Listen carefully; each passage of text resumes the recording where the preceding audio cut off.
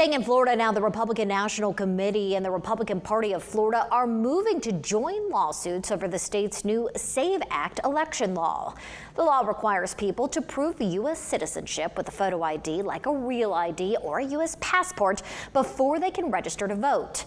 Civil rights groups are suing, saying the new rules could knock thousands of eligible voters off the rolls and disenfranchise them. The RNC says it's intervening to defend what it calls, quote, common sense election safeguards and to make sure only citizens can register. Most of the Florida SAVE Act is set to take effect January 1st, 2027.